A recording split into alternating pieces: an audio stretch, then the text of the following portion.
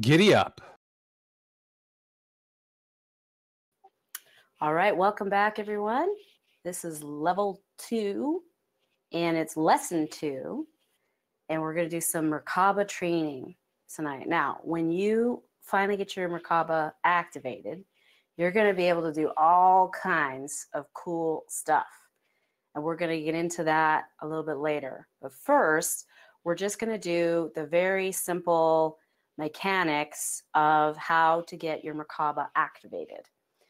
Now, this information comes from, in modern times, the book, The Ancient Secret of the Flower of Life. And I posted the cover in Genie Training. Now, there is volume 1 and 2. I have no idea why Drunvalo Melchizedek did that, because you need both volumes. You cannot get away with just reading volume 1. And that's a mistake that a lot of people make. They read the first book and then they don't read the second book and they don't get it. Like it's like reading half of a novel and then, it's a mystery novel and you don't know who done it by the end of the book. And you're like, well, that was kind of a waste of time, right? So anyway, you have to read both volumes. Now, when you read this book, and I do recommend this, however, it is a lot of woo-woo, all right? So when you read it, you might be like, why am I reading this? And what does this have to do with anything? It might not make a whole lot of sense. So what I hope to do, because I am a very practical person as well as being woo-woo, what I'm going to do is just explain the Merkaba in very simple, easy, mechanical terms that everybody can understand.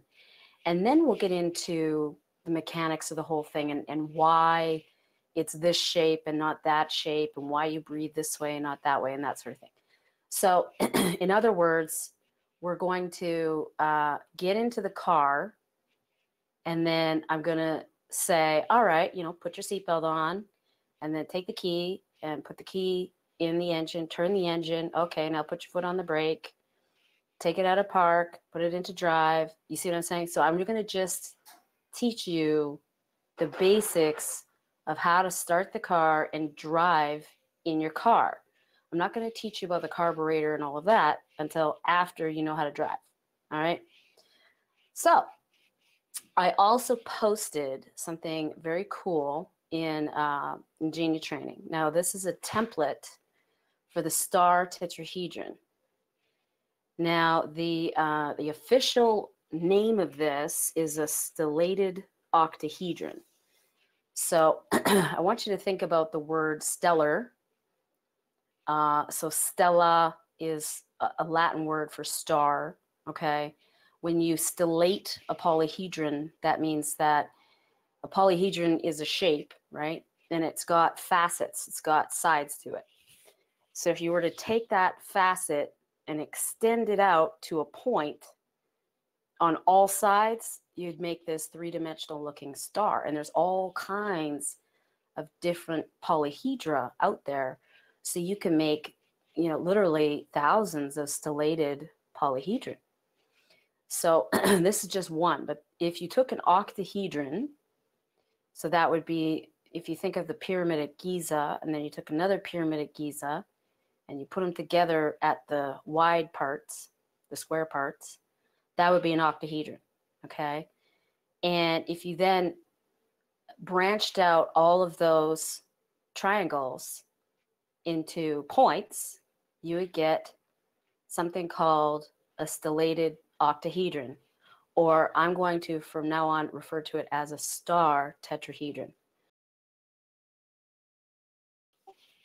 So if you print that out, you can follow the instructions, and you will not get a star tetrahedron because there's actually a flaw. Now, you can easily figure it out. I believe you have to make an additional cut. But other than that, it's all there. All right. So you can have some fun with this. You can print it out, give it to your kids. They can color it, and you can have all kinds of fun. Now, when I do this course live, it's usually a weekend workshop. So I add all kinds of fluffy stuff, fluffy teachings, Like we get to have arts and crafts time, get to do some coloring, and we have additional exercises that we do. So this is kind of an example of what we would do. We would color this and cut it and get the glue out and glue it all together, and everybody would show off their star tetrahedrons. But since I can't do that here on Discord, that's the next best thing. All right. So yeah, have fun with that. Give it to your kids, or you could color it yourself if you like to color. You know, adult coloring, that's the thing now.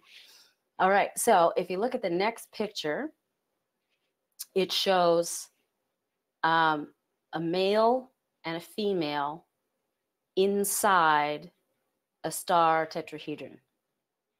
And if you notice, they are in different orientations. So that is going to be hopefully where we get to by the end of today. Now that should remind you of another symbol, which I posted below, which is what? The Israeli flag. Yes, the sign of David, or the Star of David. And the Star of David is a two-dimensional version of this three-dimensional star tetrahedron. And the word Merkaba is, it is Jewish, all right? So it basically means chariot of light. Now, the modern origins of this are Drunvalo Melchizedek. But it is argued that this is what took Enoch and Elijah. Now, I have no idea if that's the truth, but that is what legend says, that the ancients knew about this technology. So in modern times, Drunvalo came up with this. Now, how did he come up with this? Well, he claims that he was meditating. He was kind of a hippie dude, you know, like a draft dodger kind of guy. He moved from the US to Canada, I would assume because of the war. And he was quite the hippie, and he was just living out in the woods meditating. And some angels, a couple angels came up to him and started talking to him and gave him a whole bunch of information. And he basically created this whole movement. Now, if that sounds a whole lot like, you know, Moses with the burning bush, or Joseph Smith, you know, with the angel talking to him, telling him to dig up a bunch of treasure and all of that stuff, then yes, it does sound quite interesting how a lot of religions start. Whether it's true or not, I have no idea. But that is how Drunvalo claims this information came to him. Now, however, it did in fact come to him, we don't know. But this really works, and you can feel it, or most people can feel it, when it is activated. So we are going to begin. All right, now, just like driving a car, this might seem very complicated at first. But I will assure you that if you just practice, practice, practice, it's actually quite simple and easy to do. When I first learned to drive, it seemed like there was a million steps and I couldn't remember the order of what I had to do. But after a while, it was just second nature. And now I'd get into a car, I don't even think. I just drive the car. So that's going to be what's going to happen here, is it's going to become second nature. So we're going to do all of the nuts and bolts first, and then I will teach you the why of why it's this shape, why it's this breath, why you hold your hands this way. And we'll do all of that later. All right, so there's 17 breaths. The first 6 are grouped together. So we're going to call these the clearing out breaths. And each breath has a mudra, which is how you hold your hands. Then it has a feeling or an emotion that you feel. There is a visualization component, and there is a breath component to every breath. So when you're breathing, you're going to do yogic breathing, which is you inhale for a certain amount of seconds, and then you exhale for an equal amount of seconds. We're going to add something to that called the hold. So we will inhale for 5 seconds, for example, and exhale for 5 seconds, and then hold for 5 seconds. Then we inhale for 5 seconds, exhale for 5 seconds, hold for 5 seconds. And we just continue to breathe like that. Now you can make it for 6 seconds, all the way up to 8, even 10 seconds if you want. It all depends on your lung capacity, and you might want to just practice this throughout the day, okay? When you're breathing, you're going to use your diaphragm. So don't suck in your gut, okay? You're going to breathe by poking your belly out and having a very deep breath when you're breathing, because you want to be able to inhale a lot of air so that after you exhale the air, you're going to have still a lot of oxygen in your body for the hold, so that you're not going to want to inhale instantly. So I hope that makes sense. Okay, so the mudra for the first breath, let's see if I can post it.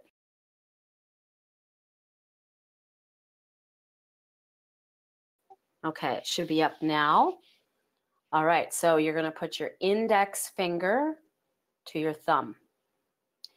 The hand should be slightly cupped, and your palms are going to be upward. Now, you can do this meditation standing. You could be seated on a chair. You could be seated on a cushion in the lotus position. But basically, you could even be lying down, all right? So it doesn't really matter. If you really want to be precise, you might want to sit in the lotus position, but I know a lot of people are not able to do that, okay? So you can just sit in a chair if you want. But you're going to want to hold out your hands so that your palms are facing upward. Okay, now, so that's the mudra. And the feeling that you are going to feel while you're breathing in is unconditional love. Now, maybe you are not going to be able at this point to feel absolute unconditional love. And what you're going to do is find the next closest emotion, which would be love for a pet, your child, your parents, your spouse, or anyone really. If you really, really, really love someone, think about that person for a second and feel the love that you have for that person. Now, that is the feeling that you are going to have during the first breath. All right? Now, the visualization, there's going to be a color involved. The color is going to be a blue-white light, like lightning. So it's going to be very bright white with a blue tinge to it. And you are going to imagine a shape. So I'm going to show you a two-dimensional version of this.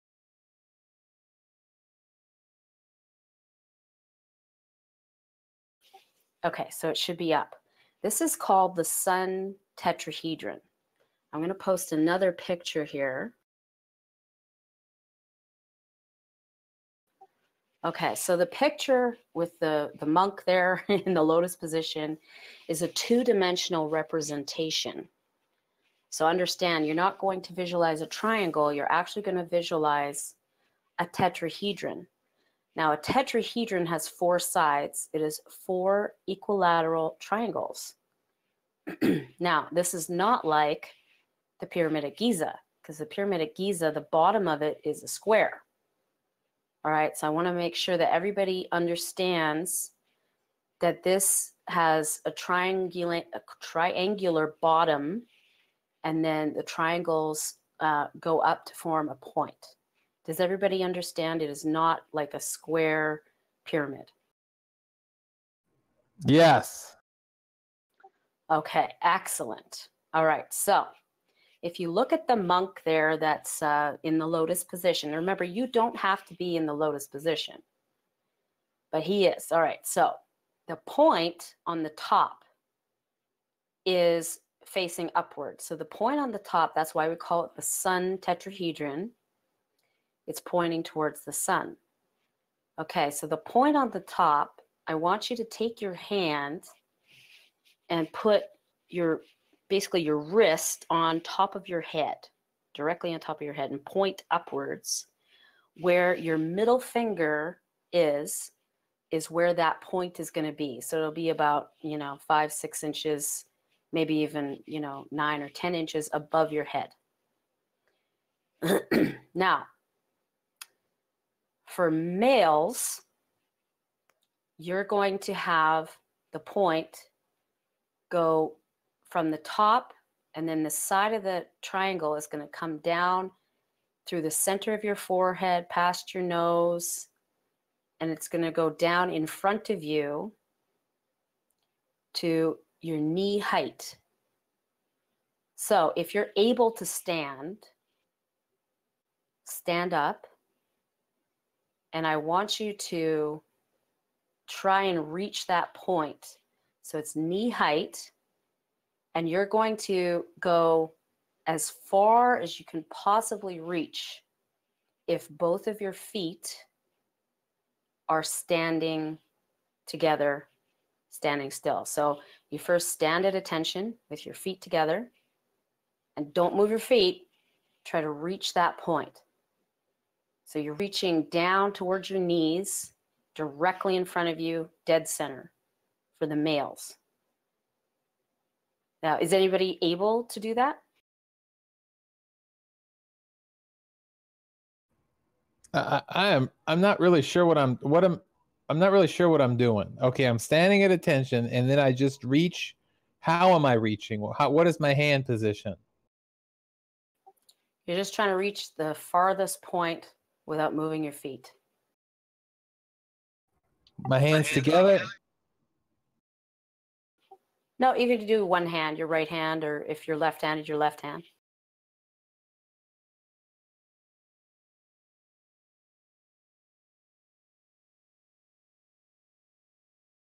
Okay. So if you reach too far, you're going to fall over. But just before you fall over, that's the point. So it's dead center at your knee height, as far as you can reach ahead of you.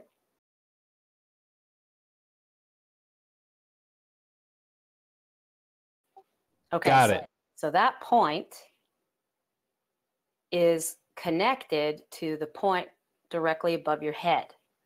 So can you see that line? Like, connect those 2 points. Can you see the line? Yes. All right.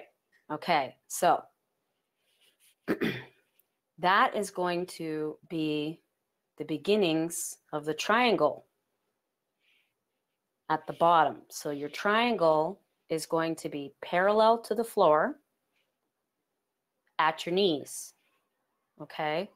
So now there's 2 more points. So the 2 more points, where are they? Well, they're slightly behind you. One is to the left and behind you. The other one is to the right and behind you.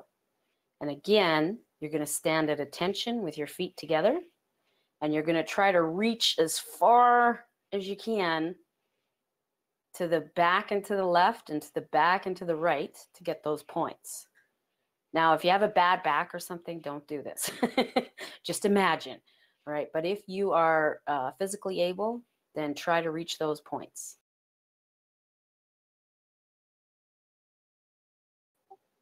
Can you guys manage to do that? C.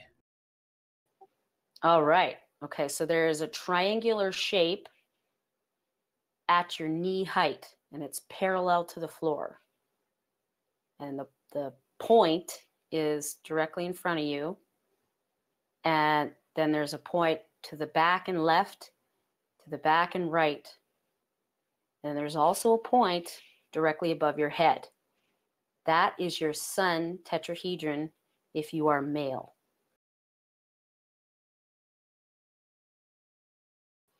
So if you are going to visualize that in white, very bright light, like it's lightning, okay? You're going to feel unconditional love. You're going to do your mudra, all right? Now your breath, again, we're going to be doing yogic breathing. So we're going to inhale for 5 seconds. And that's it. That's all we've done, right? So there's a lot to this. It's quite a moving machine here. So there's a lot of components. We're just going to go all over this again. All right, so I'm going to try and post another picture here.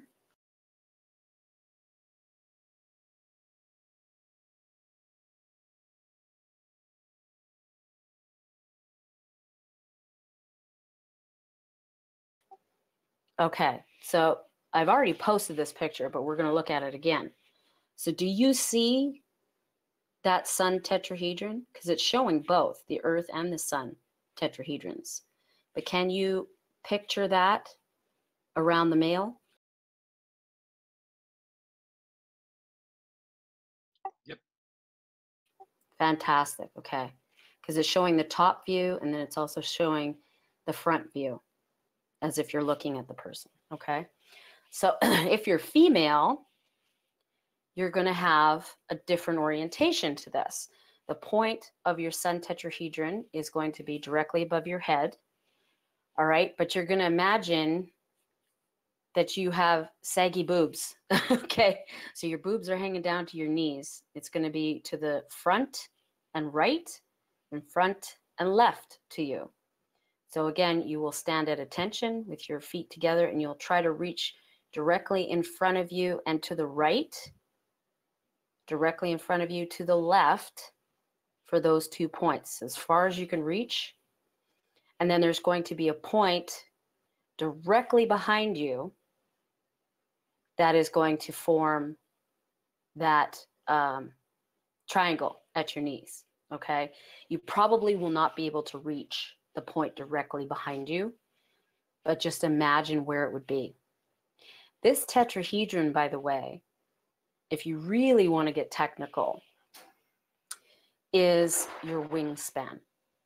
So this is going to be directly related to your size, catered to you. So if you think of your height or your wingspan, that is going to be the length of your equilateral triangle, each side, okay?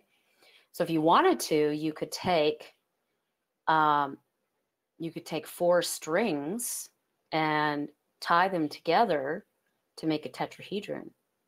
And you could have people hold each point for you if you have trouble visualizing this. In fact, I'm going to find a YouTube video for this somewhere. All right, so does everybody see their sun tetrahedrons? Yep. All right, perfect. So we're going to breathe in for 5 seconds. Then we have to exhale for 5 seconds. So what do we do then? Well, we're going to keep the same mudra. So that's easy, okay? That's your index finger to your thumb. And your palms are upward. We're going to continue with feeling love in our hearts. Love, by the way, is the most important part of this whole meditation. That is what's going to make it work. There are people who have used this for evil, and they do not put that component into it. Just something to think about.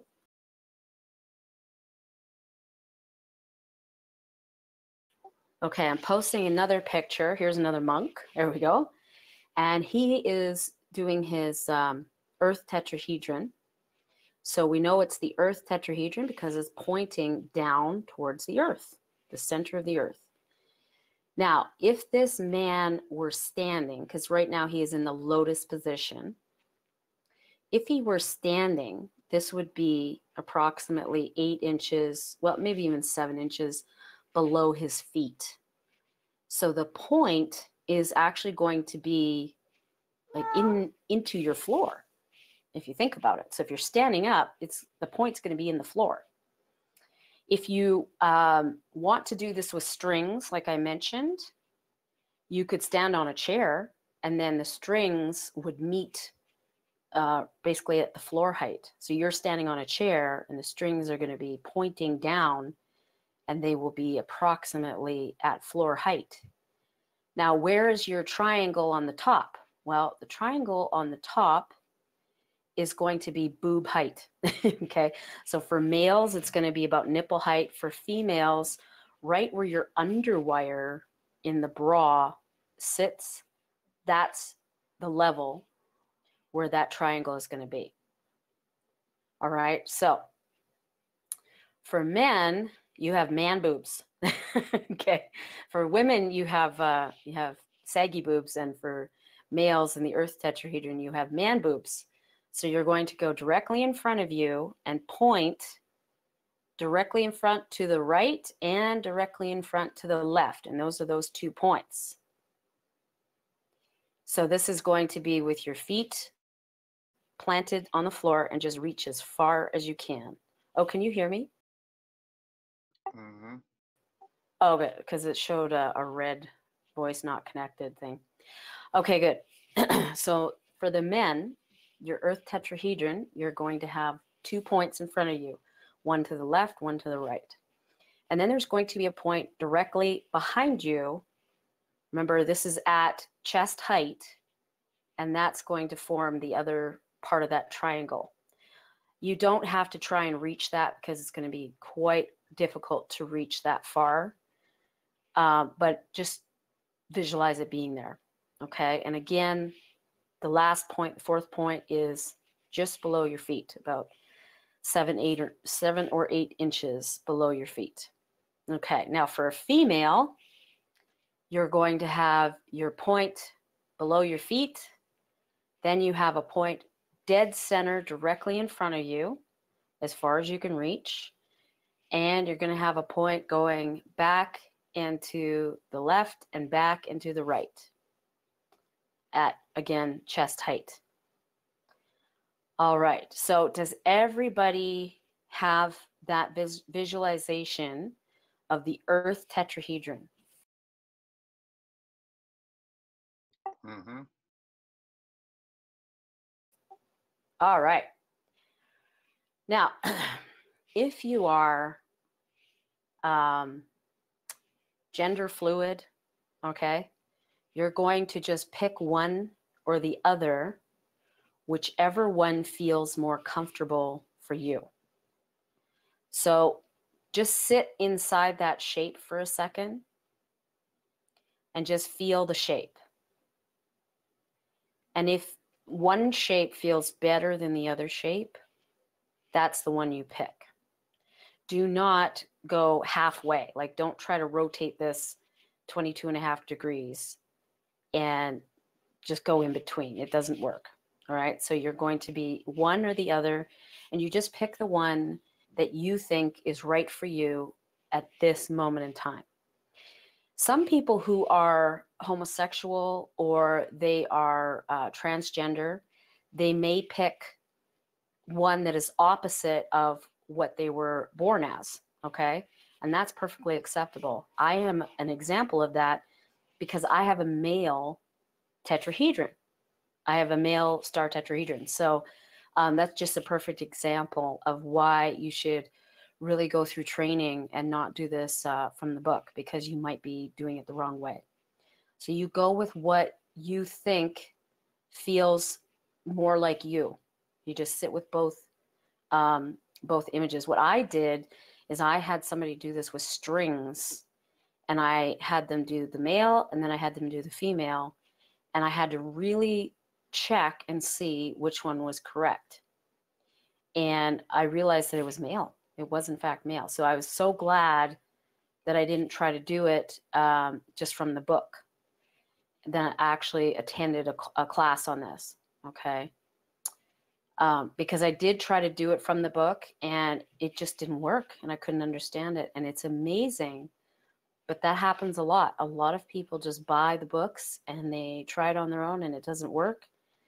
And then they continue and continue. And that's actually dangerous. So if you know of somebody like that, just tactfully mention that to them, that they should try and get this training from somebody who knows what they're doing. Because unfortunately, I was looking the last couple nights on YouTube and a couple other websites, and I was very dismayed. I actually got very angry and kind of cried angry tears because there were so many completely wrong versions of the Merkaba out there that it was just disgusting. So you have to be very careful when you're on YouTube and watching the YouTube videos, things like that. All right, so for breath 1, we hold our mudra, index finger to the thumb, with palms upward. We are going to do yogic breathing. So we're going to inhale for 5 seconds and exhale for 5 seconds. We're going to be feeling the emotion of unconditional love. And we are going to be visualizing the sun tetrahedron when we inhale and the earth tetrahedron when we exhale. Now, what do we do when we hold the breath? All right, when we hold the breath, you're going to continue to see the earth tetrahedron.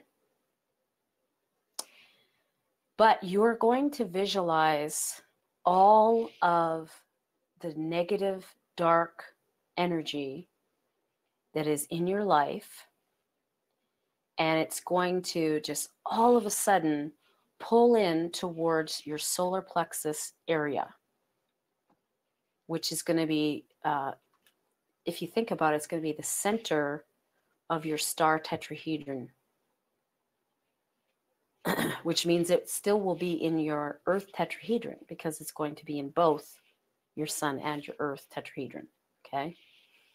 So you imagine that dark energy, and it's going to collect and gather into a little black ball in the center of your tetrahedron. Then, does everybody know what a French press is? Coffee. Some good coffee. Yes, you can make coffee or even tea with it if you want. So you're having coffee grinds mixed with hot water, and they're all floating together, right? And then you take that French press, and it's got a screen on it, right? And it's on the top of the water, and you're going to slowly press down, and it's going to push all of that yucky grind solution down to the bottom. And it's going to leave this wonderful, clean coffee for you to drink, okay? That is what is going to happen here, except instead of a round cylinder type shape, this is going to be a triangle. So imagine that triangle that is on the top near your chest, that has a screen that is triangular shaped. And you've got a French press. It's going to press down really fast all the way through past your feet to that point right below your feet. And it's going to push that black ball all the way down and just squish it out your feet, okay? And it's going to leave clear energy pathways for you to enjoy. This is going to clear out one meridian pathway. Now, when you do this, the top point of your sun tetrahedron and the bottom point of your earth tetrahedron get cleared out automatically. But there's an additional 6 points to your star tetrahedron, isn't there? So you're clearing out 1 point.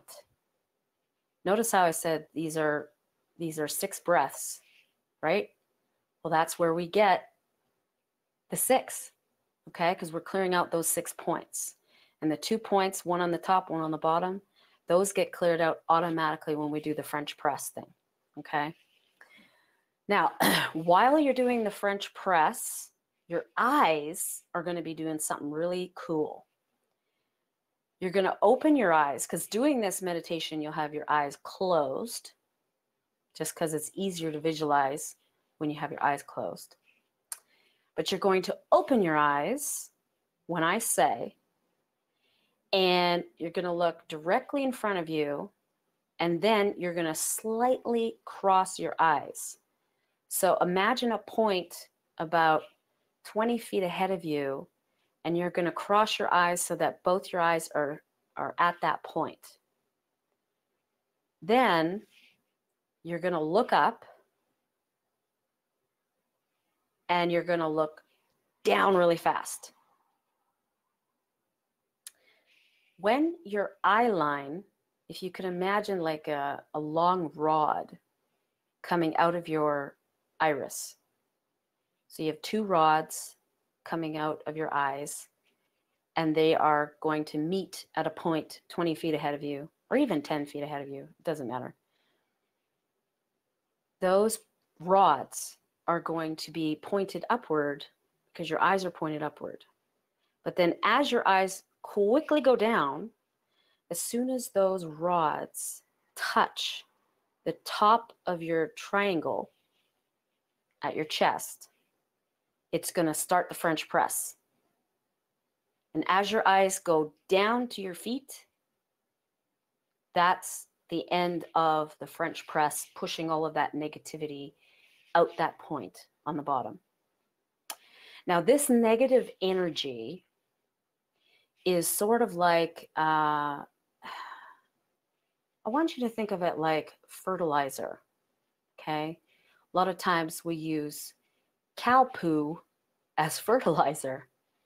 It's garbage to the cow, but it's really good for the plants. So think of that energy as Mother Earth's food, okay? It's going to use it as food for new growth. So this is not a bad thing. And if you are in an apartment and you're on the top floor, okay, you're not going to be sending bad energy down through anyone else. This is going to go directly to Mother Earth. It's not going to be, you're not shitting on anybody, okay? You're basically just sending that energy out into Mother Earth, and she will deal with that energy and make it into new growth. So there's nothing bad that's happening. Okay, so this whole thing there's a lot of moving parts. So we're going to go over this again. So you're going to breathe in, and as you inhale, you imagine the sun tetrahedron. Then you exhale, and you imagine the earth tetrahedron. Again, this is all in white light, beautiful white with a slight blue tinge light. You're going to feel love in your heart. And then you imagine negativity coalescing in the center of your tetrahedron. And you're still visualizing your earth tetrahedron, actually. So it's going to be forming in the center, basically at your abdomen. That black ball is all the negativity in that pathway. All right, then we call this the pulse. Okay, so what you do, and you're holding your breath this whole time. What you do is when I say eyes in and up, that's when you know it's like ready, set, and then I say go. So I'm going to say eyes in and up, pulse. Pulse is like go. Okay, so when I say ready, set, you don't do anything. But I say eyes in and up, you know that it's going to happen, right? So you get ready. And then when I say pulse, you very quickly open your eyes go up and slightly cross. Then your eyes go down really fast.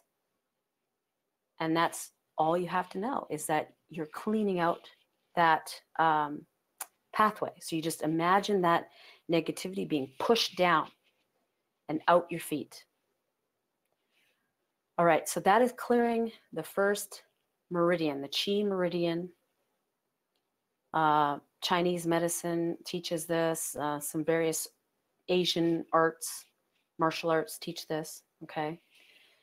Now, you are holding your breath still. After you pulse and after all of that blackness shoots out the point at your feet, you're going to inhale again. Now, as you start to inhale, you change mudras. So I'm going to show you the next mudra. As you can probably predict, you're going to put your middle finger and your thumb together. So first it's your index finger, and then it's your middle finger. This is another meridian, another pathway.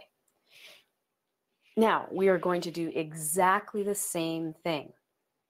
So even though that first breath was kind of a doozy, because there is a lot to learn, the next breath is exactly the same, except for the mudra.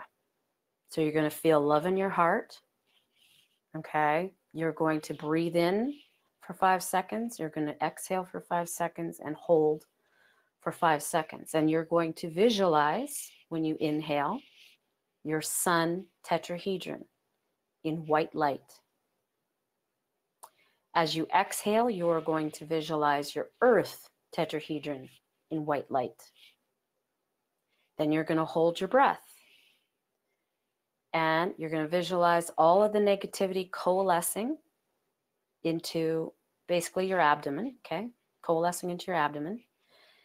And eyes in and up, pulse. So that means that your eyes will go up, slightly crossed, and down really fast. And you just visualize as your eyes are going down, that French press is just going shoom, all the way down. The negativity shoots out the bottom. You've just cleared another meridian. So that's the second point on our star tetrahedron. So breath number 3 has this mudra. As you can guess, it's your ring finger and your thumb. All right, again, palms upward. We're going to do everything exactly the same. So the only thing that's changing is your fingers. You're just going to go index finger, in, out, hold, middle finger, in, out, hold, ring finger, in, out, hold. And then the fourth breath is your pinky, as you could probably guess. Okay, that is a different meridian. Now, well, what do we do with the last 2 breaths? Because that's only 4 breaths, right? And we got 2 more points on our star tetrahedron to clear. So what's going on? Well, you're going to go back to the first mudra, which is your index finger. So breath number 5, you're going to go back to your index finger and your thumb together. Your body knows that this is actually a totally different meridian system. It's just, it's kind of ingrained, and you do it mentally as well. So that is breath number 5.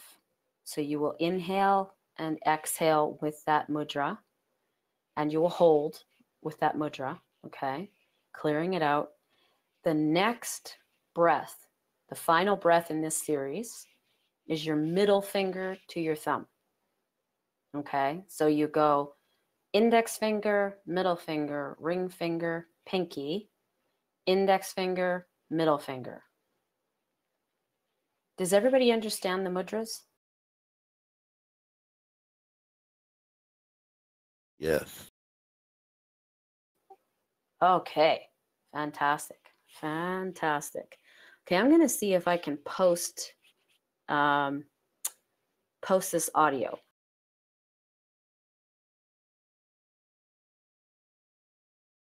And while I'm looking, we can just discuss. Are there any questions? Yeah, one quick question. I have a little bit of experience with this, and I'm just wondering if you're going to teach us the 18th breath. Ah, we'll have to find out some other time.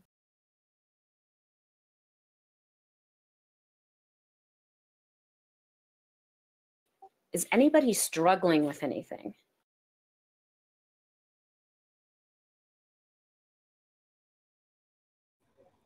No, I found personally it helps to just read the instructions, that have a physical copy of those instructions as well, which I can post up there too, because sometimes it's hard to think about it as you're talking into it. You can reread that instructions that he has for that. Yes, yeah. Some people they're better at visualizing, and other people are better at hearing.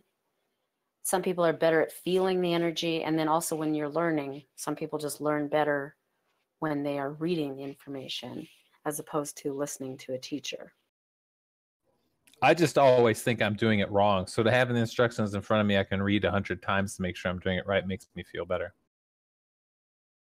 Ah, yes. Okay. Well, and you posted that, so thank you very much. You posted the instructions.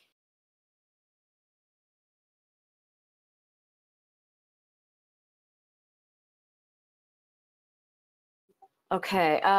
Does everybody see that MP3 that I posted?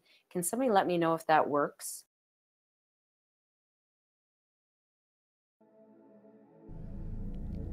Take a deep, cleansing breath. See it around your body filled with light. I'm Hold trying your to play it. breath. I'm not hearing anything. Next, move your thumb and second finger as you inhale. See the sun tetrahedron around. Yep, works fine. Take a cleansing Oh, breath. good. Begin. Excellent. All right. I'm not sure if we can play that on YouTube. Do you know if we can, Dave? A typical the rule is 28 seconds. Okay. Well, I can just call it out then, just like I'm a square dancing captain. We can just say the hell with it too. I mean, this is not like copying, say, the Russian news and posting about it at 3 a.m. So we should be okay. Okay. Do you know if that's possible for you to play that for everyone? Let me give it a go and see if it comes through.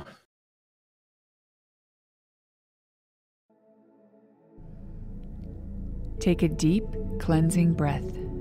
Begin. Inhale. See the sun tetrahedron around your body filled with light. Exhale. Earth tetrahedron. See it Okay, around it is your body playing. I filled can't with hear light. it, but it's going to YouTube. Hold your breath, seeing the earth tetrahedron Oh, and is it really? negativity coalescing. Eyes in and up. Pulse. I can see on the mixer Next, that move it's your thumb recording, and but I second can't hear finger it. as you inhale. See the sun Always tetrahedron kinda around your body filled with light. Exhale. Earth tetrahedron. See it Yeah, around your body I filled wanted with to light. play it in Discord so that, like, we can't use the jukebox or anything. Yeah. You can do that, or I can just download it and play it as well. Okay. Yeah, I just wanted to do a practice round of breaths 1 to 6 and see if everybody's got it.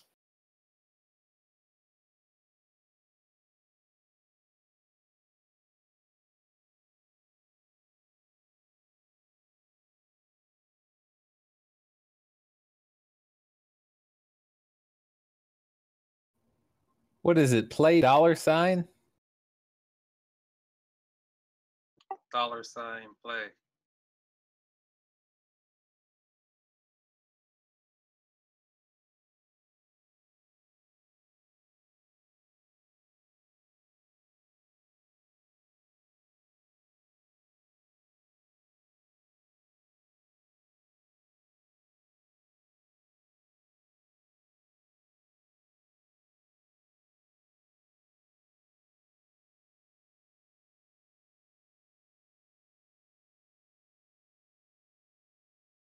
It might have to be on a web server.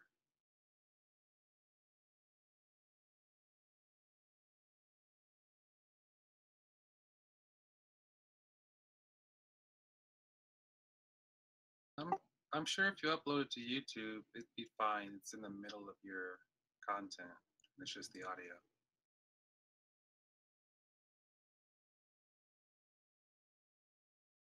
Well, you know, I could just call it out too. Does everybody, are you ready for a practice round here? Giddy up. All right, everyone, take a deep cleansing breath to get started.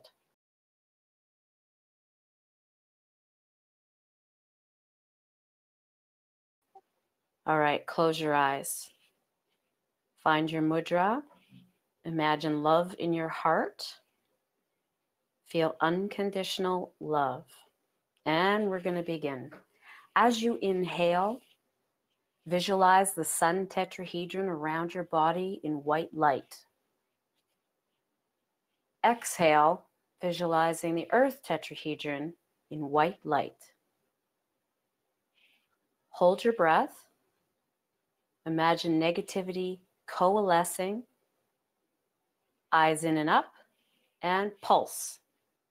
Inhale, visualizing the sun tetrahedron around your body. Exhale, visualizing the earth tetrahedron around your body. Hold your breath. Negativity is coalescing in the center. Eyes in and up, pulse. Inhale, visualizing the sun tetrahedron around your body. Exhale, visualizing the earth tetrahedron around your body. Hold your breath. Negativity is coalescing. Eyes in and up, pulse. Inhale, visualizing the sun tetrahedron around your body. Exhale, visualizing the earth tetrahedron around your body. Hold your breath, visualizing the negativity coalescing, eyes in and up, pulse. Inhale, visualizing the sun tetrahedron around your body. Exhale, visualizing the earth tetrahedron around your body. Hold your breath.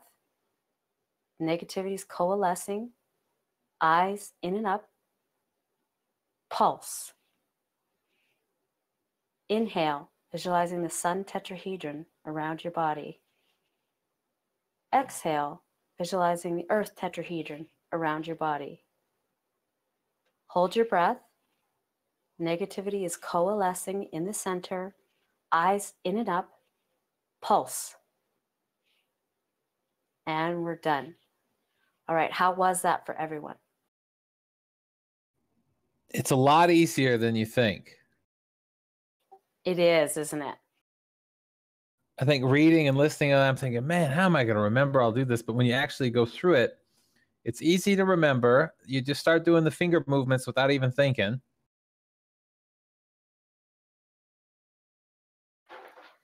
Yes, and me calling it out, it takes the stress out of trying to remember everything. Exactly. So does everybody understand the pulse?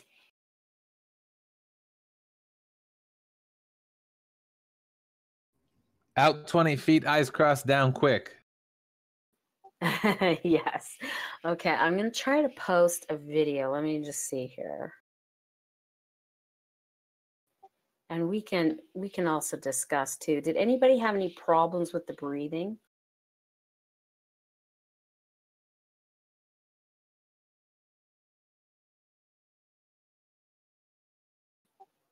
Was everybody able to hold their breath? I was. Okay. Now, if anyone's listening, you're not here live.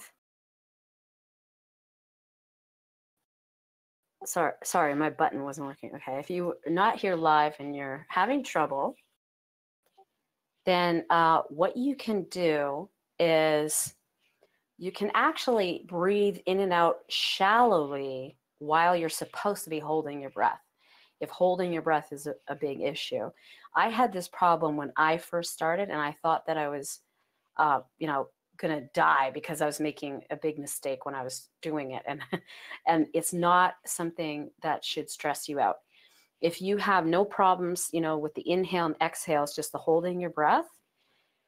What you could do is you can inhale just a little bit, just for like a couple quick seconds, and then you can exhale for a couple quick seconds. As long as your lungs are empty while you're doing the pulse. So just kind of time that inhale, exhale really quick so that your lungs will be empty by the time you pulse. And if they're not empty, just empty them really fast and then pulse. Does that make sense? Yeah. Okay, now this video was one of the very few that does everything correctly. In fact, I'm not sure if they do the end part correctly where the Merkaba is spinning in a counter rotating field. But everything else is correct. Now, unfortunately, almost everything on YouTube is wrong, okay? So that's why I posted this one, is that it's actually doing it correctly. And it'll show you the eyes in and up and pulsing. You could actually see the guy's eyes. And just look, it looks really weird. It really does look funny when you're watching somebody do it, but otherwise, when you're doing it, you won't even notice that it's weird, okay? But that's just to show you, it's something to watch so that you could see what this guy's doing in the video and make sure that that's what you're doing.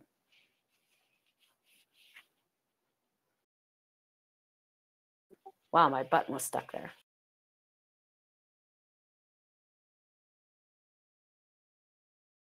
Oh, and I wanted to post this other, two more pictures here. That's just to show you kind of like the white light that you're supposed to visualize. There's a guy there, he looks pretty happy in the lotus position. And here's another one. This one is a little bit more transparent, but it's blue, like it's definitely a blue white light. So that's a little bit more helpful with what you're supposed to be visualizing. Don't worry about the line on the top of his head and then going through the center of his body and out, and then also the ball in his center, because that's going to be the future. So future lessons. You mean we're not supposed to go to the speed of light yet? No, not yet. Well, we can. I mean, it's 8 o'clock. So how's everybody feeling? Do you want to continue? Whatever you're up to. I don't mind if you want to stop it and go do other stuff, whatever you want. Yeah, we can continue if you want. I've got no problems. Okay, so breath 7, you're going to change the mudra. Okay, so I'm going to just post that. So the index and middle fingers are going to be together, touching the thumb. So that's the mudra for breath 7. And actually, you're going to hold this mudra for a few breaths. Okay, so breath 7, you are visualizing, imagine like a straw going through the center of your body. So all through your guts, it's going to be right about where your spine is. It's going to go past the top of your head. It's going to go out the center of you. And so if you were sitting in the lotus position, it would look something like this. So if you can see this guy, there's our favorite monk there. And he's got a tube running through him, and it looks blue in this picture. Okay. So the energy is going to go into your body from the top of your head. So it's going to be like above your head, basically, through into your body from your head. Then the energy is going to go into your body, again, through the bottom part of your straw, okay? So energy is going in through the top of your head and down, and then energy is going up through the bottom of you, whatever that might be. It could, if you're sitting down, it's going to be your seat. It's going to be like your center. And if not, it's going to be your feet if you're standing. And it's going to go up. So there's going to be like a collision of energy right in your center near the abdomen. So imagine your solar plexus is your collision. So it's like two trains on the same track, and they're going to collide, and it's going to make this ball of energy in your solar plexus area. So that's your abdomen. So again, you're inhaling and energy is coming into your body. So it's going down where it's at your head, and it's going up where it's at your feet. And it's going to collide in your center. And that ball is going to get bigger. So as you exhale with breath 7, you're going to continue to feel unconditional love. You're going to continue with your mudra, and your energy visualization is going to be the energy continues to come into your body. So even though you are exhaling, the energy is not leaving your body. The energy keeps coming in. When you inhale, the energy is coming in. When you exhale, the energy is coming in. So even though air is leaving your body, the energy is entering your body. And that ball at your solar plexus is going to get bigger. When you are done with this breath, you are not going to hold. So we're just going to inhale and exhale. And that ball should be half your width at the middle. So if you imagine, the width of your hips, half of that is going to be that size of the ball. Okay. Then breath number 8. It's going to be the same thing. You're going to breathe in, and as you inhale, the energy is coming in, and it's going to collide in the center, and that ball is going to get slightly bigger. So it's going to be about 3/4 the size of your hips after you're done inhaling. Then you exhale breath 8. That energy continues to come in. And again, even though air is exiting your body, the energy is entering your body. And at the end of your exhale, that ball should be about the size of a basketball. It's roughly the size of your hips. Okay, so it's kind of like you got a basketball all through the inside of your body. And that is going to be bright like a moon, okay? It's not going to be really bright, not yet. All right. So now I'm just going to show you that ball. I'm going to post another picture here. Okay, so there we go. So there's your basketball. It actually should be slightly bigger. So that would roughly be as you inhale breath 8, okay? So when you exhale breath 8, it's going to be slightly bigger. So that ball is going to be a little bit bigger, filling in his entire hip region, okay? Now, breath 9, you hold that mudra.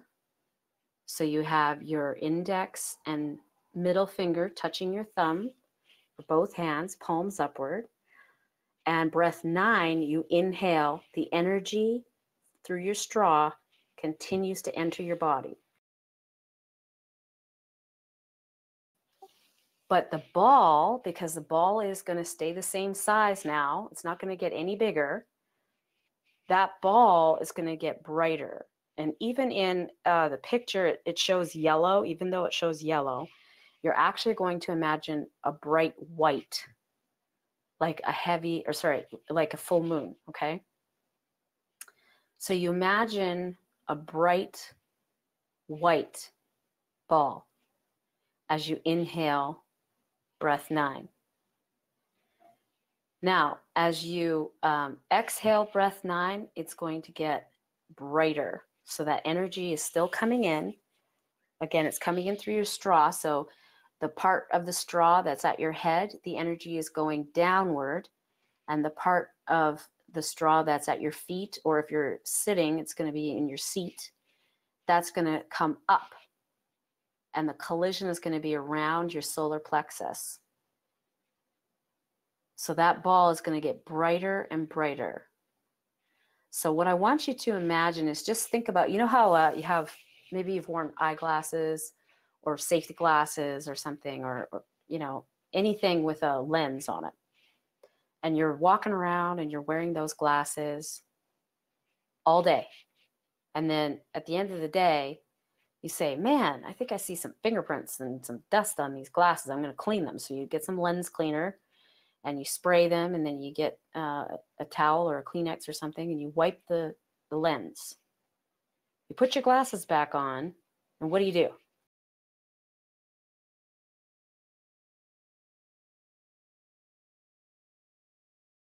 You go, holy crap, I can see, right? Well, you could see before. So what's going on? Well, that's like this.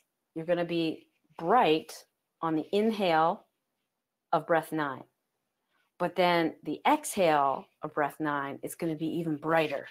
So even though you could see with your glasses before, you could really see with them after you clean them, right? That's the same as this. It's going to be bright in the inhale, but the exhale is going to be really bright. A really bright white moon, okay? Now, breath number 10 is very interesting. So at the beginning of breath number 10, you're going to inhale, and the energy is going to enter again through the straw in both directions. And it's going to get golden in color. So your ball at solar plexus region is going to be this very bright golden energy. And it's going to get so bright that it's going to get ready to burst. When you exhale, you're not going to exhale like normal, okay? And I'm going to try to hold my mic so that this doesn't really pick up feedback here. But you're going to use a forceful exhale breath. So you start your exhale by making a really small opening with your lips. Pretend you're going to whistle, okay? And you're going to just blow a little bit of air, and then all of a sudden you're going to push the rest of the air out really forcefully in a big whoosh. So I'm going to try to make that without my mic getting too bad.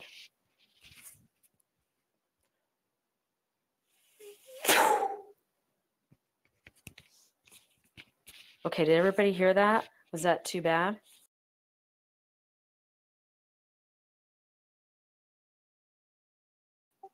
Was that a lot of feedback? That was fine. Okay, good. So that's how you're going to exhale on breath 10. Again, you just push out a little bit of air through a small opening in your lips, and then you just push it all out really fast and with a lot of force. So that's called a forced air breath. All right. Now, when you do a big whoosh with your breath, the ball is going to burst out to the same size of ball as the Leonardo da Vinci Vitruvian Man. Okay, so you know what I'm talking about? The man where there's a square around his body and a circle at the same time, and his arms are outstretched. Do you know what I'm talking about? Yep. Okay, so visualize that guy, and he's got a circle around him. So that circle is the same size as your wingspan or your height. Now, instantly, when that ball bursts out to that big size of sphere surrounding your body, there's another sphere that's going to form in the center, and it's going to be the size of a basketball again. So the small sphere is going to burst out to the size of your wingspan and surround your body, and instantly another basketball is going to form around your solar plexus again. Okay, so I'm going to post another picture. Okay, so this is showing how the basketball just burst out, and you see that sphere. But then there's another basketball that's still there.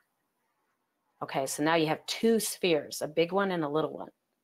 All right, so that is the end of breath 10. Now, this is very unstable. So it's like if you have a spinning top and you've spun it and it's been spinning for a few seconds and it starts to get wobbly. Well, that is how it is right now, because it doesn't have enough energy to be spinning really, really fast. Okay. Or it's like when you're riding your bike and you pedal, pedal, pedal, pedal, and you're going fast and you can easily keep your balance. But then let's say you just let yourself coast for a little while. Well, you can only let yourself coast for so long before you have to start pedaling again. Otherwise, you're going to fall over, right? Because you're going to need that speed, that energy to keep upright. So breath 11, oh, I posted that prematurely. It's a premature posting. Sorry. Okay, breath 11, you're going to visualize yourself stabilizing your sphere and giving your two spheres more energy. So your straw is still there and energy is still entering your body. And as you inhale, it's entering your body. And as you exhale, it's entering your body. So you're just soaking in that energy. Okay, that energy is always entering your body. It's never exiting. Even though air is exiting, the energy is entering your body. Breath 12, you inhale and exhale, and that energy is entering your body. And again, 13, you inhale and you exhale, and those breaths are going to be you giving more energy to those two spheres, and they will be stabilizing the spheres. All right, so that is the end of that section. Now we're going to get into section 14, which is where you find your heart center. So what you're going to do is change mudras at the beginning of breath 14.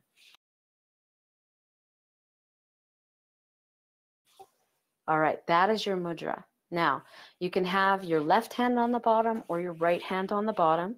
It is whatever feels most comfortable. And your thumbs will be touching. Now, that mudra is going to be used for the rest of the Merkaba breathing.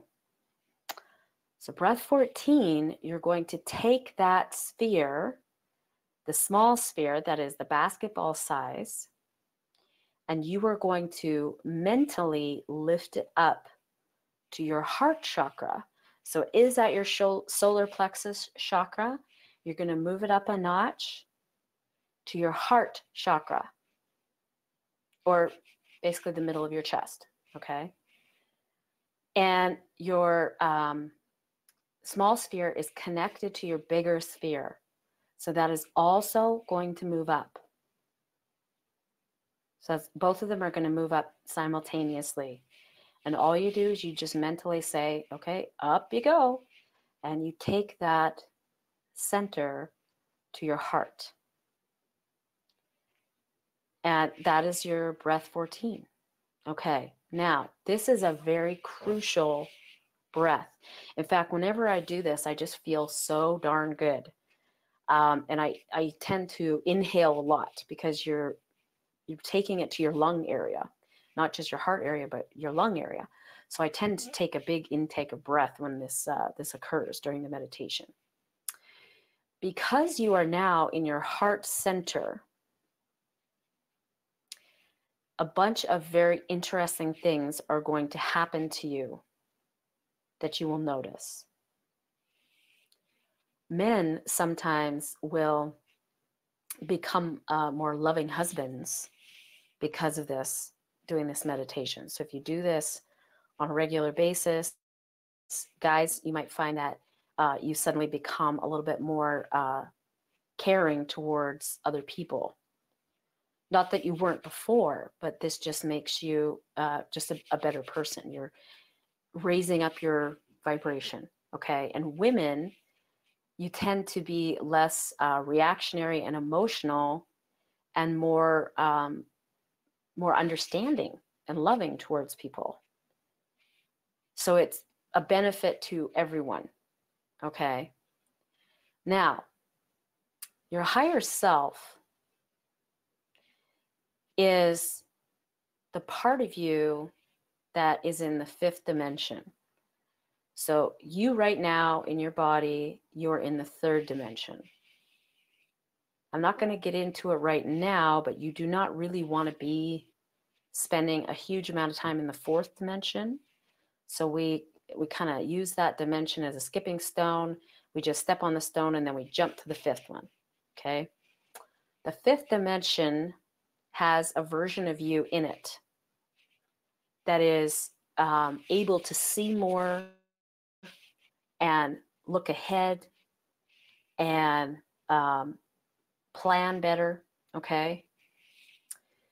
Think of it as though you are, living life here on the ground, and then there's a clone of you up in a helicopter. Well, if you're driving up a mountain with a lot of curvy roads, the you that's in the car can't really see too far ahead of you because you're on a mountain. I mean, there's curves everywhere. But the you that is in the helicopter can see the entire road. You can see the entire mountain. You can see everything. So if there's a drunk driver up on the top of the mountain coming down and you're driving up the mountain, the you that's in the helicopter knows that there's a drunk driver that's coming towards you well in advance of when it does. So your higher self can actually warn you about something that's going to occur and save you from a whole lot of trouble. Your higher self, for example, could say, pull over. And let's just assume that you obey everything that your higher self tells you to do. You go, okay, and you pull over. Well, that drunk driver is going to just drive right on by you. And you wouldn't even know because you were pulled over and maybe you went to the washroom or something. So you're going to have encounters now because of this, where your higher self is going to be speaking to you. This part of the training is very, very crucial. So I'm going to try and post another audio.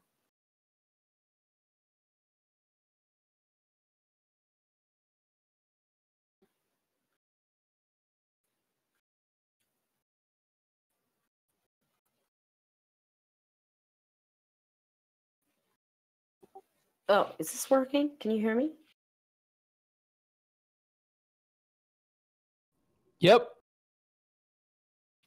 Okay, my button wasn't working. I don't know why.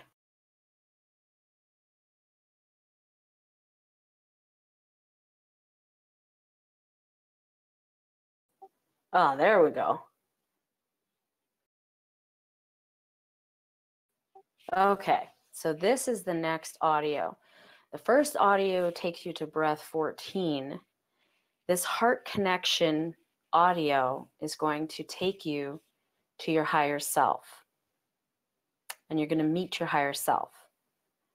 This is probably the single most important part of Merkaba training. All of the other stuff is really cool, okay? But your higher self is going to be a version of you that I really feel that you're going to love to get acquainted with. And this relationship is crucial, okay? So we're going to get into a bunch of agreements in a second here. But first, what you're going to do is when you meet your higher self, you're going to ask your higher self to show you what your symbol is or signal is for a yes.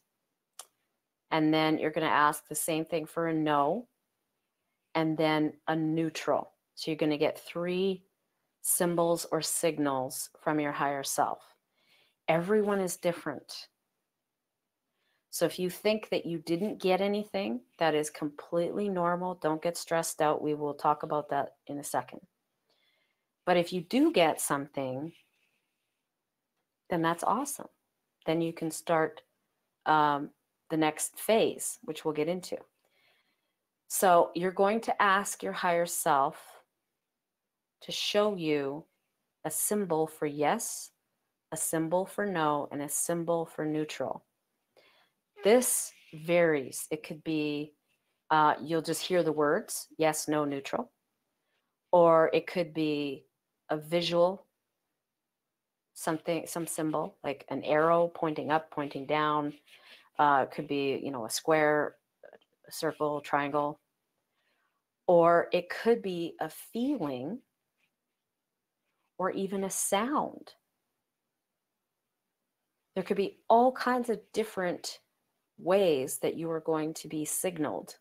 So don't think that you're going to see something, because maybe you're not a visual person.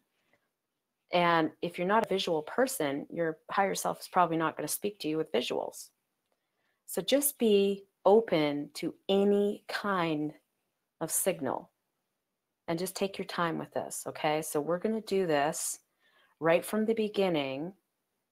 But before we do, I want to just make sure that no one has any questions about the first 14 breaths.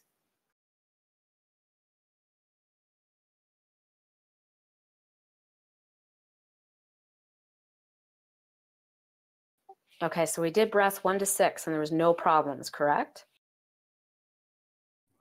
Correct. All right, and everybody thinks they understand breath 7, excuse me, breath 7 through 14?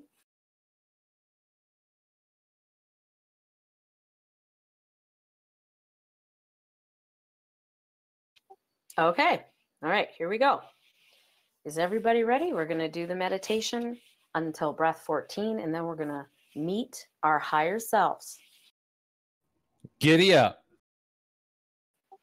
Okay, take a deep cleansing breath.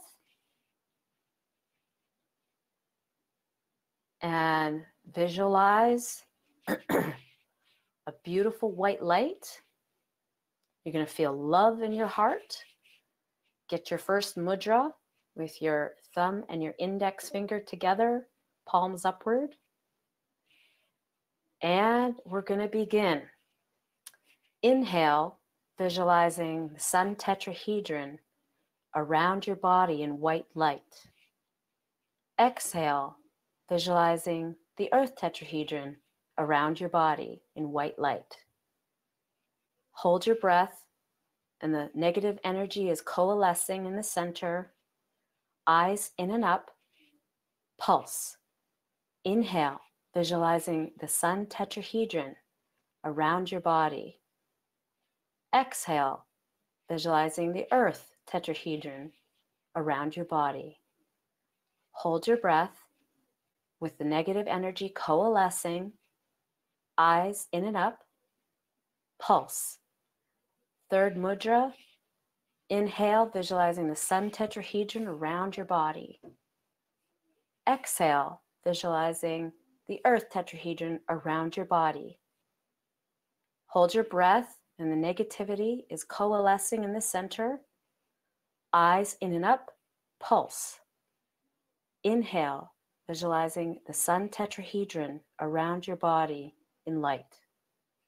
Exhale, visualizing the earth tetrahedron around your body in white light. Hold your breath. The negativity is coalescing in the center. Eyes in and up. Pulse. Inhale, visualizing the sun tetrahedron around your body. Exhale, visualizing the earth tetrahedron around your body. Hold your breath. Energy is coalescing in the center. Eyes in and up. Pulse. Inhale, visualizing the sun tetrahedron around your body. Exhale, visualizing the earth tetrahedron around your body. Hold your breath. The negative energy is coalescing in the center. Eyes in and up, and pulse. Breath 7, inhale, change mudras.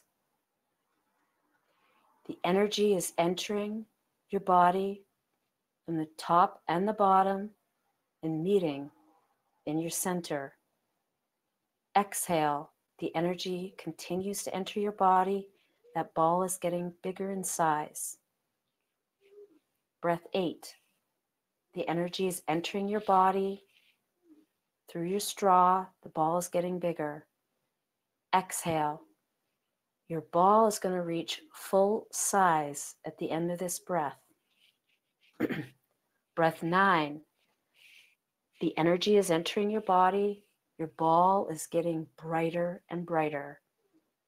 Exhale. Your ball is getting like a big full moon. Breath 10. Your ball is getting bright and golden. It's ready to burst. Get ready to blow out, and with a forced air breath, blow out. You've now reached a full sphere around your body with a bright basketball at your center. Inhale, breath 11. You're stabilizing your sphere. Exhale, you're stabilizing your sphere. The energy is entering your body. Breath 12. Inhale, the energy is entering your body, stabilizing it more. Exhale, the energy is continuing to enter your spheres. Breath 13, inhale, you're getting more and more power. The energy is entering your body. Exhale, the energy continues to enter your body, stabilizing your spheres. Breath 14, change mudras. Your hands are nested. Mentally reach and pull that ball up. Both spheres are now centered in your heart chakra. Now that you are in your heart chakra, feel the love that you have in your heart for all humanity, for Mother Nature, for Father Sky, for all life.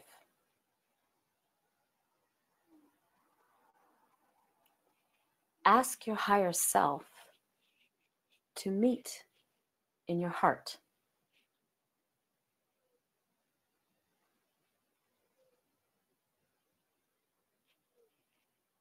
Ask your higher self to practice with you your symbols and signals. Ask for your symbol for yes.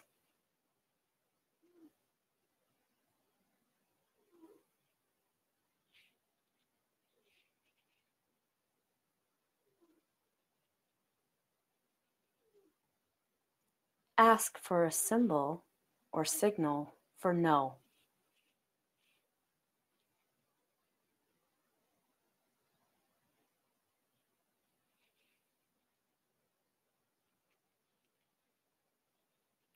Say, higher self, what is my signal for neutral?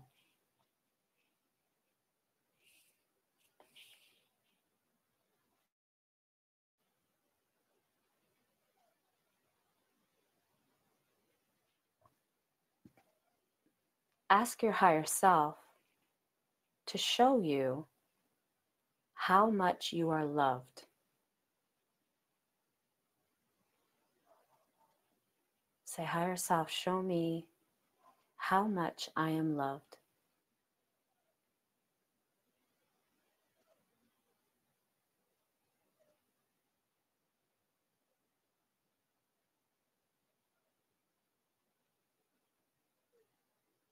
Thank your higher self for this relationship that you're building.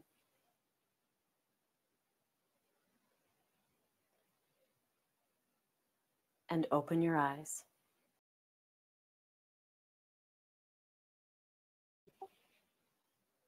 All right, so does anyone want to talk about what they observed? Well, the opposite of what I was hoping. I was hoping for something, but I got like not even remotely chatter. You know, like when you're trying not to think about something, you think about everything. But when I was doing that, it was just like a blank sheet of paper. So was the whole thing a blank sheet of paper, or do you think a blank sheet of paper is a signal? I think it's a signal personally because I can never think like that. So was the blank sheet for neutral?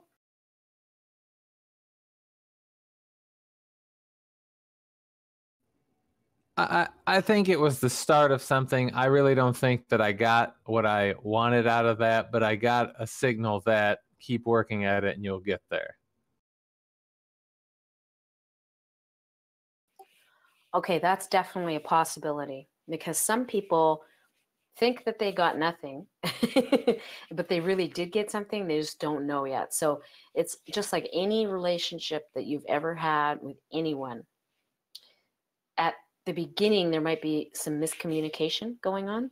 So you just have to formulate a clear path of communication so that everybody understands one another. Okay. So what I would say is to just do this because you've got the 2 audios now. So you could do this a couple times and really take your time and just see if you get anything. That makes absolute sense because it was the clearness of my mind and the focus of my mind was clearer than almost ever when I meditate. So there's something going on, obviously, but it was more of a signal to me to you're on the right path. You're just not ready for this yet. Oh, great. Yeah. And plus, a blank sheet of paper would make a whole lot of sense for a neutral, right? If you think about it. Now, we're going to go over why you would get a yes or no or neutral. But did anybody get anything when they asked their higher selves to show them how much they were loved?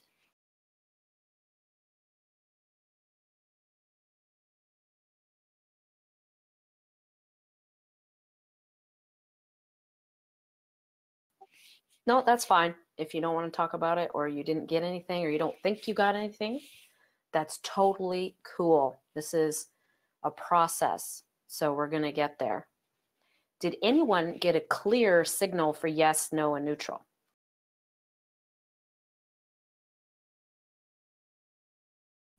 I did not. Okay. All right.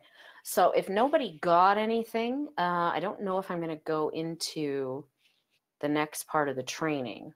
Well, I will because you're probably going to get something today. All right. So why are we doing this? Yes, no, neutral stuff. All right.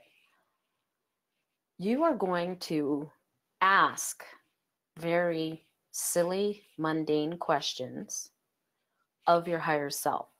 Okay, this is going to sound goofy. This is what you're going to do. So, for example, okay, you're going to, you wake up, you're going to get dressed. So you want to know what socks to put on, okay? You say higher self, and you pick up a pair of socks. Is it in my highest and best good to wear this pair of socks today? And you will get a yes, no, or neutral. Now, if you get a yes, then you wear the socks. And if you get a no, you don't wear the socks. Now, there are a few reasons why you would get a neutral. A neutral could mean that you were not very clear in your question. So it's kind of an ambiguous question. Like if you say, did John ask Mary to marry him in June? Well, maybe he proposed, but he proposed in July, right? So it's a yes that he proposed, but it's not in June. So there's a neutral response. Or you could get a neutral because it's none of your business. So you might say, is my neighbor pregnant? Well, that's none of your business. So you're not going to get a straight answer. Could also mean that it really doesn't matter. So you can pick either yes or no. And it could also mean that at this time, it is not for you to know definitively. So those are the reasons why you might get a neutral, okay? If you get a neutral and it's something like a pair of socks, you could just pick yes or no. You can wear them, don't wear them, doesn't matter. But if you get a neutral and it's more of a complicated question, like in the future, you're going to be asking more complicated questions. Right now, you're asking mundane, silly questions. But in the future, you might be asking something that's a little bit more critical. And you don't just pick yes or no if you get a neutral. What you do is if you get a neutral, you ask a more detailed question. Or you can even ask your higher self, am I asking the wrong question? And then it'll be, yes, you're asking the wrong question. So then if you're asking the wrong question, you have to ask a more specific question to the situation. So it could be like asking about, did John ask Mary to marry him in June? Well, okay, if you're going to reformulate the question, you say, okay, did John propose to Mary? Yes. Oh, okay. So now I know the answer is yes, he proposed, but it wasn't in June. You understand? Okay. So in the beginning, you're going to ask just silly questions. Now, why do we ask silly questions? Because you're going to be amazed at what happens. Okay.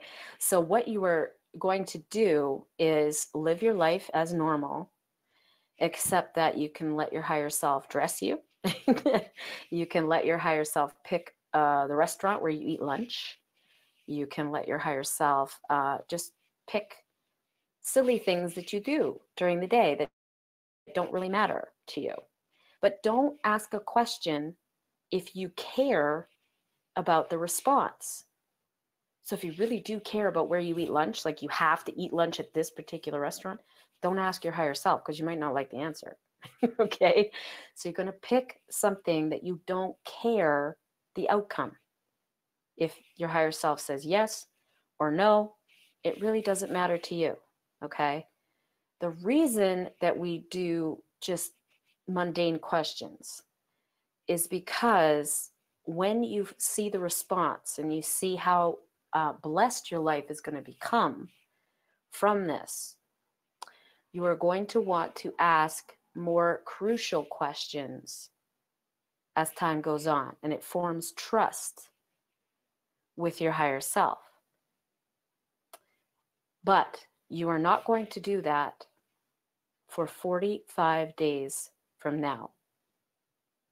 So go on a calendar and pinpoint 45 days from now. That is going to be the day that you can start asking more critical questions. But for right now, you are on a probation period, okay? So you're going to ask just silly questions to build trust. And funny story about that is, because I'm a pipe fitter, right? Okay, so I have to wear steel toe boots, right? And I asked my higher self one day while I was on probation about my socks. And I wanted to wear my favorite pair of socks, which just happened to be white. And the answer was no. And I was kind of disappointed, but okay, well, my higher self said no. So I'm not going to put on my favorite pair of white socks. And they fit just right. And they were, the right amount of softness. And they were kind of, really squishy against my feet. So they gave me good cushioning throughout the day and everything. But okay, I'm not going to do that. And I have not lace-up boots, but I have slip-on boots, steel-toe boots. Well, I happen to be wearing this brown-colored, like really dark brown-colored sock. That was what my higher self chose for me that day. Well, it was muddy because it was spring. And I was walking through the mud. And suddenly, as I'm walking, my boot gets stuck. And my foot keeps moving, but my boot doesn't. So suddenly my sock is in the mud. And I'm walking with sock feet in the mud.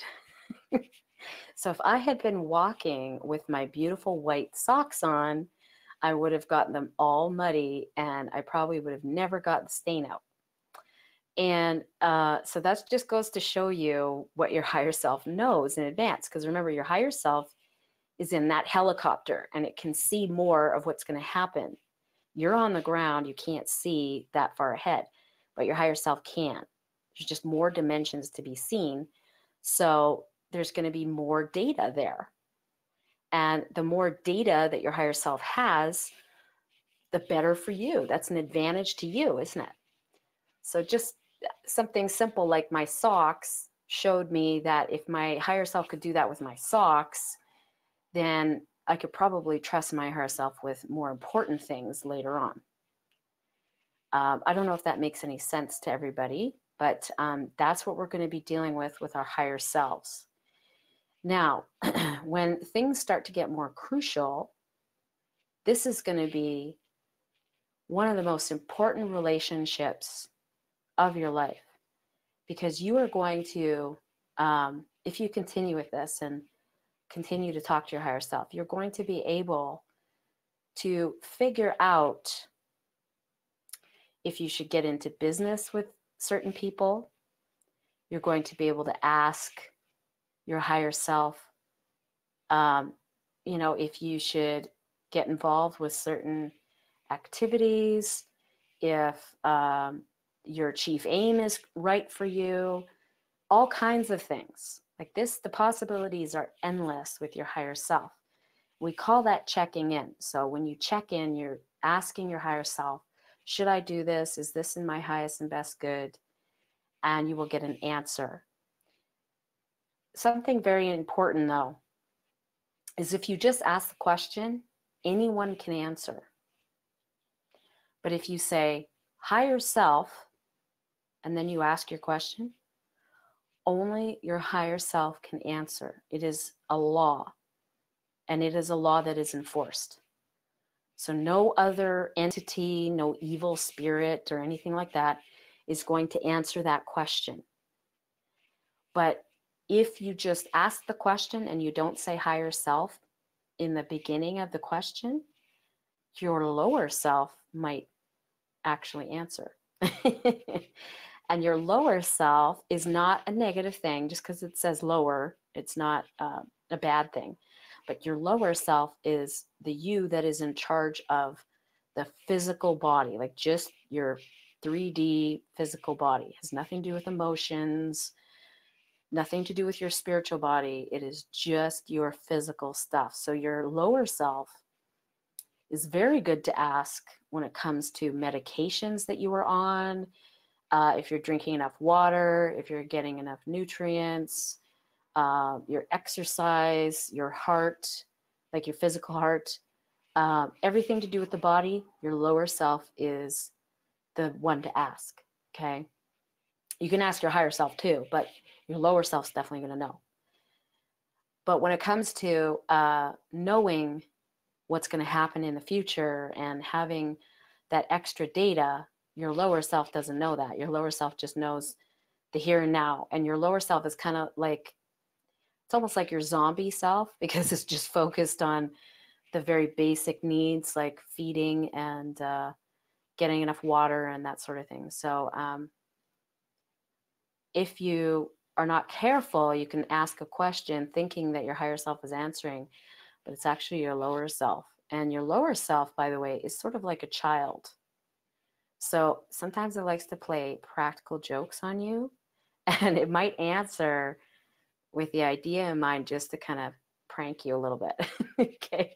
So don't ask the question unless you say higher self and then you ask the question. Okay.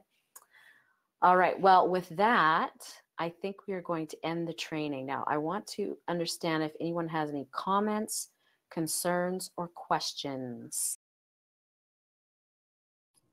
I do not, but this looks like something that will require some practice and sounds very fun and interesting.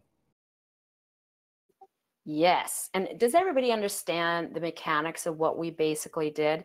We cleared the body, we cleared all the meridians in the body, all the channels of energy. Okay. So maybe you got a bunch of junk going through those channels. We just cleared all that out, gave you a nice clean energy pathway. Okay. The energy's flowing nicely. And then we gave you a big infusion of good, clean energy, because you can't have any blockages if you're going to give yourself a whole bunch of energy, because then where's it going to go, right? It's just going to get stuck there. So we cleared all that out. Then we added a lot of good, clean energy to you. Then you moved your entire consciousness, the seat of who you are, up one chakra. You just moved up a notch. And now that you are in your center chakra, because your heart is the center, right? If you think of 7, you're now up that to that 4th. So you're in the center now. Well, because you're in the center, your higher self will come down and meet you in the center. But there's an agreement that your higher self will never meet you in anything lower than your heart, for good reason, okay? So now that you have moved that center of your consciousness to your heart, you are going to be more loving, understanding, caring, compassionate, and assuming that you're going to form a relationship with your higher self, you will now have greater understanding of a lot of things that are going to be happening to you. So that is what we have done today. That's a pretty big chunk of learning, I would say. It's a good job. That's very interesting. And I was having, while I was doing that, just these random, bizarre old dreams I haven't thought of in God knows how long just popped into my head. Oh, cool. Like dreams as in goals or actual dreams that you had at nighttime? Like dreams I had at nighttime, like a really long time ago. Huh. Very interesting. So maybe when we cleared all that out, there's a little bit of residual there that's kind of floating around now. Yeah, it was really bizarre. And it wasn't so much, I could see some images, but I could feel it more. It was just, and then it went away. And then the next one, and it went away. So it's really interesting. Yeah. Okay. Wonderful. I would love to hear more about that. As you guys get some signals from your higher selves. Now we're going to end that today. Of course, there are more breaths. So we haven't actually activated the Merkaba yet, but that is to come. The most important part is to get a relationship with your higher self started, even though it's just a probation period. It's quite powerful. So we're going to just stop it there. And I can't wait in a couple days to hear about the signals and symbols that you guys got. And you have those audios, right? Yes. And how often should I be doing this a day? Well, once your Merkaba is activated for the first time, it will probably spin for an average of 24 to 48 hours, and then it will stop spinning. So you definitely want to do it, I would say, once a day for sure. But you could do it more. I mean, I have done my Merkaba breathing sometimes 3 times a day. It depends. It only takes 5 minutes, actually, once you get started. So even if you pick the longer breaths, like even if you inhale for 8 seconds and exhale for 8 seconds and hold for 8 seconds, it's still going to take you maximum 10 minutes to do this. So you're not looking at a whole big time investment. You can actually do it, on your coffee break if you want, at work, or you could do it just before you go to bed or just as you wake up, whatever suits you. Okay. But if it's every 48 hours, you don't want to do it like right when you get home from work, because what if there's a lot of traffic, right? So then if there's a lot of traffic and you skip a day, then by the time you actually do the meditation, it's been more than 48 hours. And then your Merkaba has stopped spinning in the meantime. So you don't want to do that. I would just say once a day for sure. But if you're practicing, you could do it 2 or 3 times a day. Okay, great. Thank you. I'll end it there. Okay. Yeah. Let's end the